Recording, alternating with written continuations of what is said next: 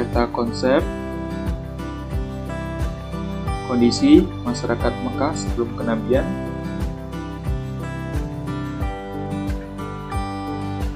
sejarah kenabian,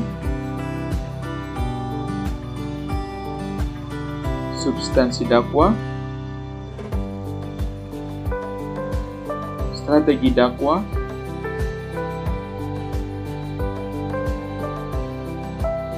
reaksi terhadap dakwah,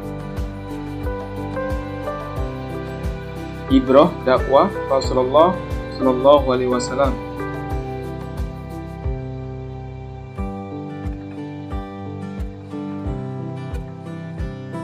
Kondisi masyarakat Mekah sebelum kenabian. Bangsa Arab senantiasa menyembah berhala. Mereka skeptis terhadap ajaran nenek moyang. Mereka sering mabuk-mabukan, membunuh bayi perempuan karena dianggap mengancam kekuasaan, melakukan perbuatan zina tanpa rasa malu, dan melakukan perampokan.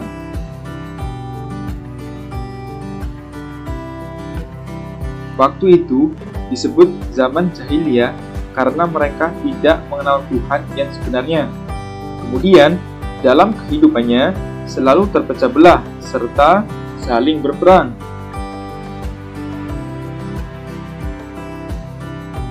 Suatu ketika, saat Rasulullah berumur 40 tahun, Rasulullah menyendiri di Gua Hira. Kemudian, datanglah Malaikat Jibril. Malaikat Jibril menyampaikan wahyu pertama, yaitu Quran Surat Al-Alaq ayat 1-5.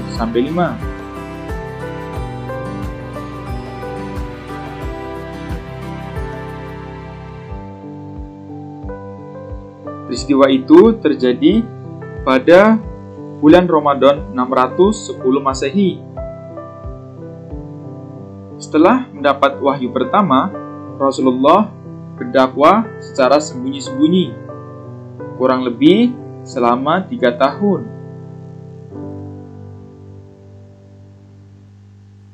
Dakwahnya dilakukan kepada istri, keponakan,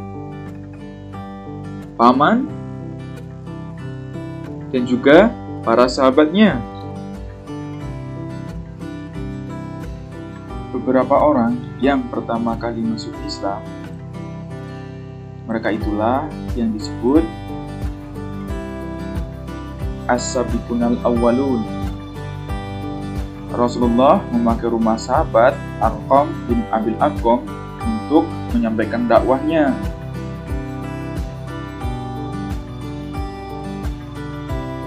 Setelah itu, turun Quran Surat Al-Hijr ayat 94 yang memerintahkan Rasulullah untuk berdakwah secara terang-terangan. Rasulullah berdakwah di Bukit Sofa dan mengajak para masyarakat untuk menyembah kepada Allah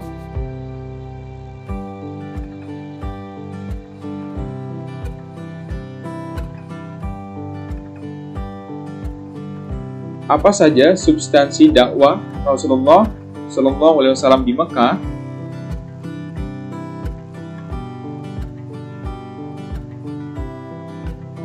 Satu, kerasulan Nabi Muhammad Shallallahu Alaihi Wasallam dan wahyu yang pertama. Dan kedua, ajaran-ajaran pokok Nabi Muhammad Shallallahu Alaihi Wasallam di Mekah, yaitu tauhid dan akhlak mulia.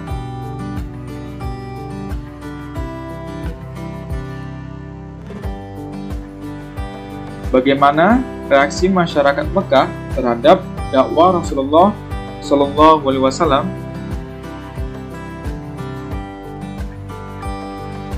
Ada masyarakat yang menerima ajaran Rasulullah Shallallahu Alaihi Wasallam. Ada yang menolak ajaran Rasulullah Shallallahu Alaihi Wasallam. Dan ada pula yang pura-pura menerima ajaran Rasulullah Shallallahu Alaihi Wasallam. Masyarakat yang menerima ajaran Rasulullah Shallallahu Alaihi Wasallam latar belakangi Mereka meyakini bahwa apa yang disampaikan Nabi Muhammad SAW adalah berdasarkan wahyu. Keteladanan Nabi Muhammad SAW yang dilakukan dalam kesehariannya, ajaran yang dibawa beliau bersifat rasional, dan dalam melakukan syiarnya, beliau tidak melakukan kekerasan.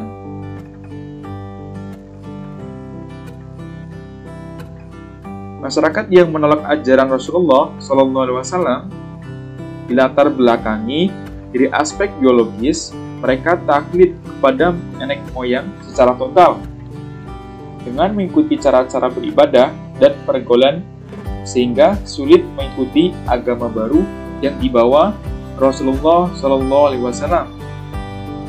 Aspek sosial, bangsa Arab hidup berkasta-kasta, sementara Islam menawarkan hak yang sama pada semua manusia. Tidak ada budak dan tidak ada kaum bangsawan. Aspek ekonomi, salah satu mata pencaharian kaum Quraisy adalah membuat dan memperjualbelikan patung kepada para jemaah haji sebagai kenang-kenangan dan untuk mendapatkan keberkahan. Dan dari aspek ideologis, kaum Quraisy tidak dapat membedakan antara kenabian, kekuasaan, dan kerajaan.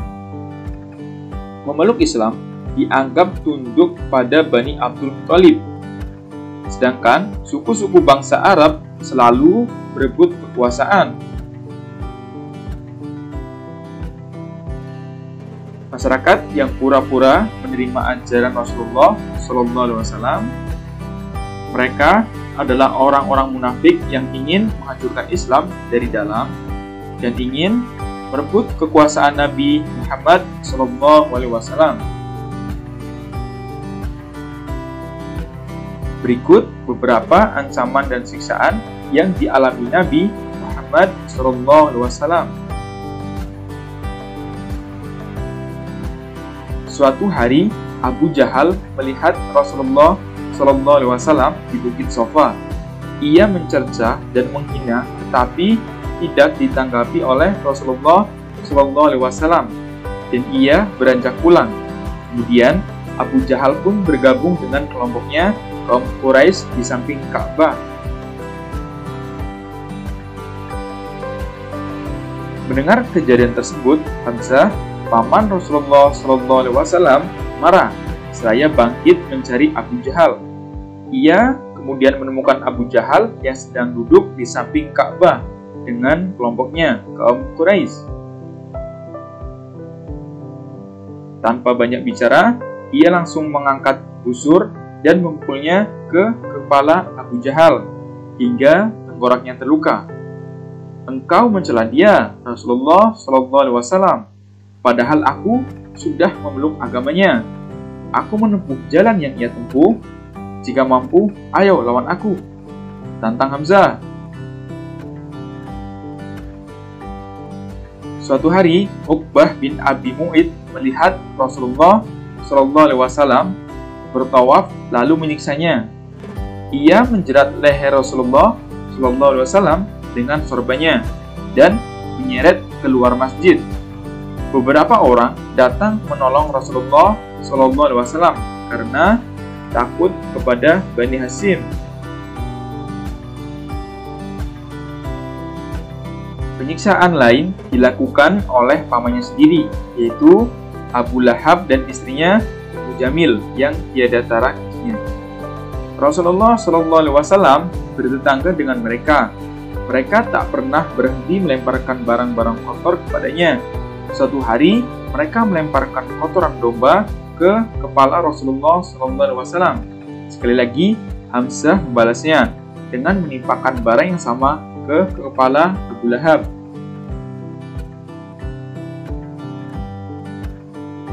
Kaum Quraisy memutuskan segala bentuk hubungan perkawinan dan perdagangan dengan Bani Hashim.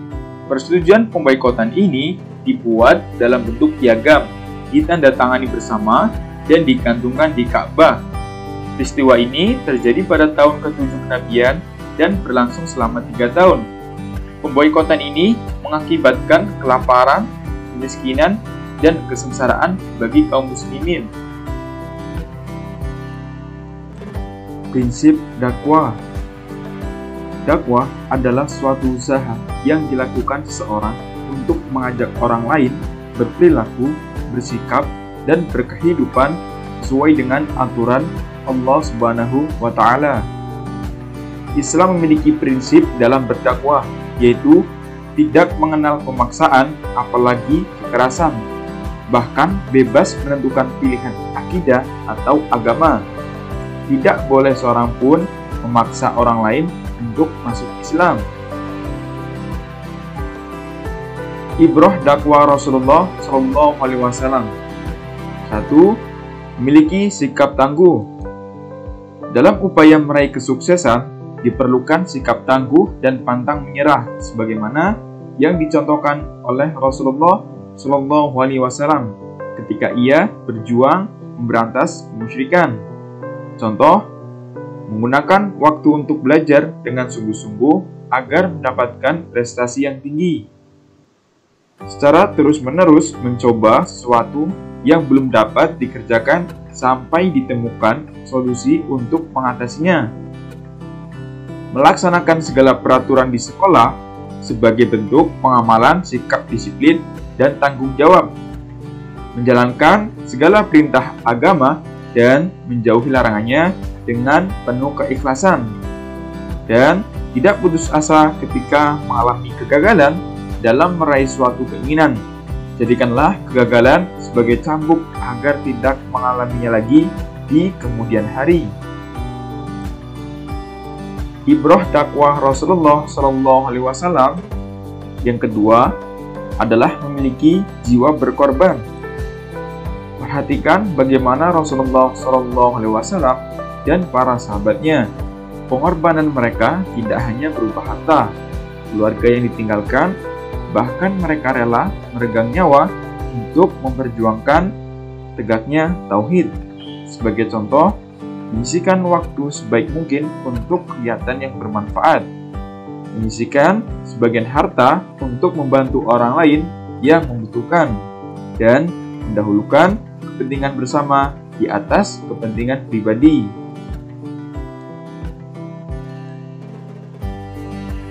Terima kasih.